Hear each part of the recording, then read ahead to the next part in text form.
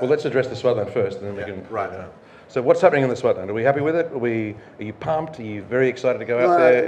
If you get a box of wine sent to you for review for winemag.co.za, are you like, fuck, I'm very excited about this, or are you like, oh, I don't want to do this? No. The short answer is super pumped. I mean, what happened was that there was a generation of younger winemakers who didn't necessarily have the financial resources to operate out of Stellenbosch or anywhere else, or any of the other more established regions. And so circa the 2000s, they all went off to apply their trade in the Swartland because vineyard was more accessible. And here I'm thinking of Eben Saidi, Adi Badenhorst, Chris and Andrea Molyneux. To be fair, sorry to interrupt, there was like a drive that was, they saw some quality fruit that was being underutilized as well. It wasn't just like cheap fruit available. No question. Yeah, it was a dual thing. Like there's cheap fruit elsewhere in the country. They didn't move there. They moved there because it was a combination, as you say, as affordable fruit, but with quality, affordable quality fruit. Yeah, exactly. Yeah. No, great. No. I mean that's, and to their collective credit, they saw the opportunity and they took it. And success breeds success, and there's a sort of subsequent generation of ambitious young winemakers who've followed in their footsteps. I think the biggest concern about the Swartland is a lack of water, and I would be, and I mean, it's not just these independent hotshots. The Ruperts have invested in the Swartland. Ex has heavily invested in the Swartland. I think Pulpit Rock outside of Riebeek Vess supplies a massive amount of those producers, Spear, Buchenholzkloof, with some of their most famous cuvées grapes. So there is a huge. It's not just small cool kids out there for sure. No, sure. And the former co-ops are still very what's the word? I don't want to say entrenched, but significant, and process a lot of fruit, and I think are more or less commercially viable. So the Swartland is definitely going to be around for the meantime. What I was building up to say is water availability has to be the elephant in the room for the Swartland. And if I was sitting on a couple of 20 or 30 hectares on the Kastelberg, I'd be pretty nervous. I'm sure the Molyneux are shitting themselves. I don't know where they're going to get water from. No, okay. Is the Swartland more exciting now than 5-10 years ago? Or is it an unfair question? What's your? No, I mean maybe I'm splitting hairs. I'd say it's as this is the forum. Split hairs. Yeah. No, I think it's as exciting. I think they've done a great job of marketing themselves. Of course, I'm sure everybody in the room is familiar with the Swartland Revolution, which was a masterstroke. They put themselves on the map, and then part of why they were so clever, they quickly discontinued it, which sounds counterintuitive, but basically you either were lucky enough to be there or you weren't. And for those who came after, now it's become the stuff of myth and legend, which is. It's like Woodstock. If you can remember it, you can wear it there. That's a great analogy. Yeah. And because it sounds like you're more excited about Stellenbosch now than you were sort of 5-10 years ago, and you're still is Swartland plateauing and Stellenbosch is on the rise because of the the influx on the new blood. That's what I'm picking up. The short answer is I think Swartland's success lit a very necessary fire under the collective ass of Stellenbosch. Okay, and that's having positive effects in Stellenbosch. Definitely. Okay, and maybe slight negative growth in the Swartland because it burnt so bright so quickly that maybe it can't continue that, or am I putting words in your mouth? No, certainly don't want to. I mean, you've got again, not just because it's an Ex Animo event, you've got Stompie, who's pioneering, Stompie of Mother Rock, you know, pioneering previously unheralded territory. Unexplored almost. Unexplored in the Piquet Boerberg, which is at altitude, you know, previously not recognized as an appellation. You've got Carter and Craig Hawkins, who just inside the Swartland next to Piquetberg, who are planting vineyards from scratch. Yeah, hard up against Citrus-style mountain, essentially. Yeah. You know, and using varieties that, you know, previously not seen in the country. So no, I certainly don't think the Swartland's in decline or less exciting at all. There's been some talk of dividing up the district of Swartland into wards. Do you think that would be a good thing? So have a Paardeberg. I mean, obviously the wards are starting to exist already.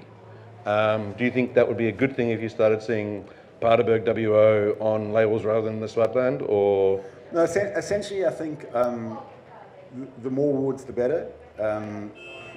In that, and I mean, sorry, I'm going to actually reference, we're going to leave the Swartland briefly and swing over to Hemel and Arda, where circa 10 or 15 years ago, they divided up this broad area of Hemel and Arda into Valley, Upper Valley, and Ridge, which at the time caused a huge stir, and everybody said it was, you know, wine's overcomplicated already, and this was just further overcomplicating it. And I think what's dawned on me is that, one, intrinsically there are real differences if you look at it closely enough. Most people don't look at it closely enough, so then you've got to say, is it really relevant?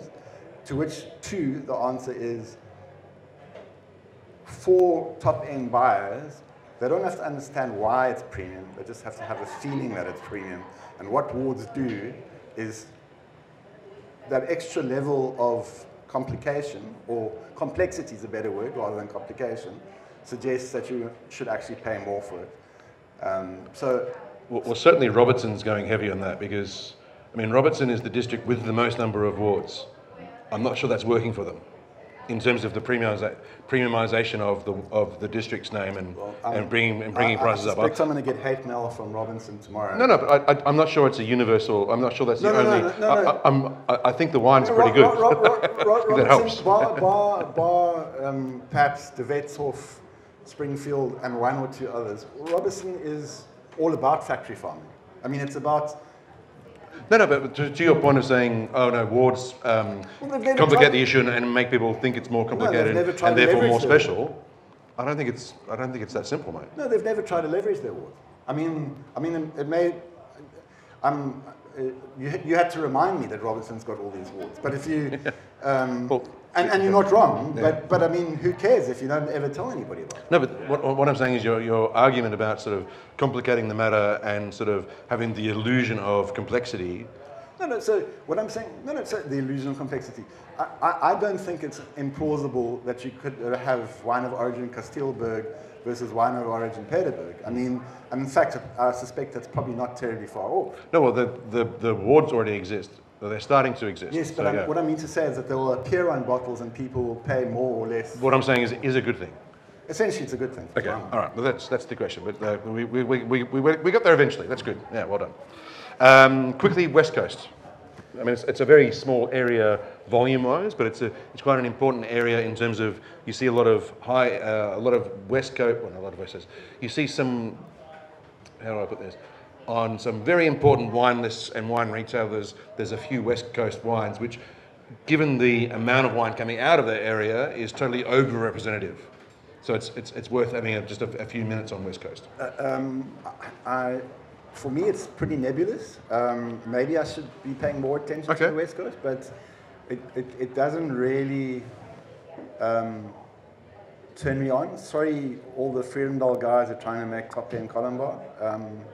You don't think Scorpion is a like a game-changing No, wine? sure. So Scipion is a very special vineyard, and I'm not saying that there aren't one or two sites, but is it going to catch the world's attention? Yeah. I highly doubt it. I mean, do you include Skurfberg as a West Coast area? No, they're in the next category, which is beautifully Great segue. Yeah, beautifully worked. I'm glad we did the prep. the prep and the Olifansberg, which obviously is the bigger region within which there is Citrusdal and Skurfberg, which isn't obviously an official area, but we all know it as an area. And I've included the Ceres Plateau here, because it's that sort of inland, slightly north, high altitude area. Talk to me about that. Okay, so what's the state of the nation here? We don't want an explanation of the geography. We want to hear your opinion on what's happening in those areas. And okay, so I wouldn't. Piganeerskloof is included here as well. Yes, geographically they lie in close enough proximity to be lumped together, but actually the growing conditions are so different that I'm not sure it's helpful. That said, individually, Skurfberg versus Ceres Plateau versus Sutherland, which is even further inland, and I think even higher altitude, yes, are incredibly exciting. And we're seeing the national vineyard change before our eyes. What's so exciting about Ceres Plateau and Sutherland? We're now talking, largely the South African winelands are Mediterranean, and these are two sites that by virtue of altitude are continental. So you get below freezing temperatures in winter, proper vine dormancy, snow, and which all potentially goes towards quality and flavor complexity. So to some extent, work in progress. I mean, Mount Sutherland has been around as a label from Sutherland, the place, has been around for a while. How old are those vines? If you had to guess, we'll edit this bit and we'll put in the right number. But I would say from the mid 2000s. Okay, so still baby steps. Absolutely. We know fuck all essentially. Okay, right. Next, I've put Paarl, Voor Paardenburg, which probably wants to be part of Swartland, but it's not, because it's officially part of Paarl. The line is a very straight line that goes halfway through half the mountain, or a third of the mountain, so it's probably unfair, with Franschhoek. So you can address those three either together or separately, or do you think Voor Paardenburg is in the same state of being as Swartland, or, how much of a discount does Vondeling get versus Aardie Badenhorst being, 3 Ks from each other, essentially? Again, I think the geography is telling in that, the Voor Paardenburg is... Can I pour for you? Please do. Voor Paardenburg is the wrong side of the Paardenburg mountain. All the cool cuts are on the, correct me if I'm wrong, on the northeast side, and the Voor Paardenburg is on the southwest side. And if my geography is correct, I might be pretty much it's just like the southern quarter, essentially. Yeah. So and over time, I increasingly think of the Voor Paardenburg, the Paardenburg as the same mountain, and if you're Vondeling or any of the other farms in Voor Paardenburg, relatively bad luck, but you could be in worse parts of the winelands to grow a reputation. 2 of the 4 Swartland revolutionaries get grapes for some of their best-selling wines and their most known wines from Voor Paardenburg. No, indeed. So is it not a bit just unfortunate that it's... It's a bit unfortunate. Okay. I said, and then Achterpaal, growing conditions in Achterpaal aren't terribly different to the Swartland. Paarl itself is... So just to stick on Voor Paardenburg just for a second. So if we get a bottle of Voor Paardenburg Chenin versus Swartland Chenin, do you think we're paying too much for the Swartland and not enough for the Voor Paardenburg in general sense, or you don't see it in those? It's too producer driven rather than regional driven. No, I think political in that the Swartland realize they're cool and demand a premium and are going to do their level best to keep Voor Paardenburg out because it just sort of dilutes the message. Look, it's complicated. I don't think it's an easy take. And as I say, Achterpaal, growing condition. You know, where does Paal stop and the Swartland start? And I mean, Achterpaal is this kind of you know, when you're standing at Foundry, which is I think a Voor Paardenburg farm, and you can see Leeuwenkale in the middle distance. It's kind of weird that we've got these arbitrary ward distinctions, you know. I mean, Leeuwenkale is half in Paal and half in Swartland. Yeah. So my point. But also, it's fucking massive. So I mean, so you know, where does a third of it could be on Mars. I don't know. Yeah. So suffice to say, I think Achterpaal, if you're looking for value Shannon and Syrah, you're quids in. Matty Copeland's going to be very upset that you didn't mention his Merlot. Well, you know, Matty Copeland is a ledge because he makes... He's a weapon, I love him. But Merlot, Matty, no. The Vondeling's getting a lot of airtime. Yeah. No, Matty Copeland is a legend. And the fact that he likes Merlot in the Voor Paardenburg is like, just, dude, you're amazing. Franschhoek. Or Paul and Franschhoek, maybe in your order of preference. Has long been a mystery to me in that in terms of, you know,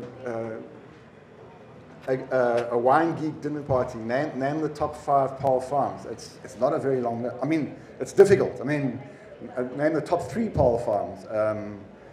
I think Paul underperforms. Is it too broad then? Is it just because I mean Paul stretches from Justenburg on the Stellenbosch border with Valera.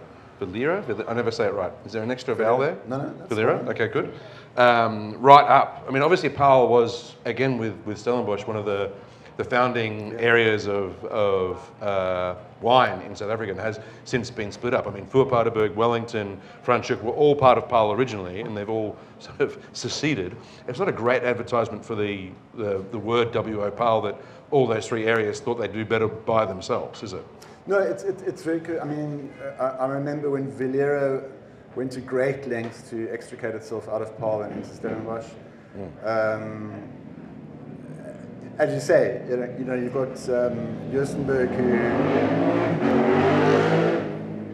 There's Tyrrell now on his Suzuki. You know, and that sort of South Pole borders on Durbanville, you know. And yes. Then, then, of course, you've got the Simonsburg Pole, and a bit like the Paardenburg, when you've got the cool side with the Swartland side. Cool as in hip. The hip side. Simondium is not a great address, is it? And yet it makes for grapes. No. Well, I mean, I don't. You know, I think Plaisir de Mille has made some fantastic wine, and is under its new ownership. Rose Audin, wife of Michael, previously of FNB, you know, is driving a redevelopment there. I think we can expect great things from Plaisir de Mille, potentially. But is it really Paul, or is it just? I thought they were turning it into a Val de Vie. Well, no. Look, it's a massive property, and I think what they're doing so well is that they're keeping the vineyards that can make premium wine and losing the vineyards that should actually be under housing. So Paul is significant, obviously, Category in Nederburg. I was about to say, I mean, we can't discount Nederburg, which has its own... We can't do a State of the Nation of address without talking about KWV and Nederburg. That seems exclusionary, to use your term. So KWV... Something smells very nice. Onions, I think. Obviously, accesses grapes from everywhere, including Paul. And, you know, has KWV... Having done this being our 3rd SONA, I think I'm on record as being very disappointed with the contribution of our big corporates in terms of advancing the cause of fine wine in this country. Some might even assume that that's not their goal. Well, witness the fact that Distill is offloading to Heineken, and you know, I don't think Heineken, well, as we've seen, you know, Alto, Stellenzucht, Libanier have already been sold. You know, 8 Cake, the list goes on. You know, I think what's positive is that those properties are now in the hands of operators who are very serious about wine. Ad Vinny, I stand corrected, the second biggest French wine company, being the owner of Libanier, Lavinier, and Ken Forrester, and Stellenbosch Vineyards. So now, you know, distills stepping aside, and the likes of Ad Vinny are coming into the market, and are hopefully going to run those enterprises to the betterment of the industry as a whole. So it sounds like what you're saying is Paarl is the current situation, state of the nation of Paarl, is global corporates are moving in, and there's a few sort of satellite grape growers who are producing grapes for other people, essentially, and that's about it. I think that's really all summed up. I mean, we can't ignore... Is there any great wine coming out with a Paarl WO on it? I don't know, let's ask the audience. Is there any great wine coming out of Paarl? Divulki? That's great wine. Yeah, so again, as I mentioned earlier, Thistle and Weed? There are these pockets of and David's referring to an old vine Chenin, and there are these all over the country, these pockets of old vine Chenin, including Paarl. But I mean, when I think of Divulki from Thistle and Weed, I don't think, wow, it's a great Paarl wine. I think it's a great Thistle and Weed wine.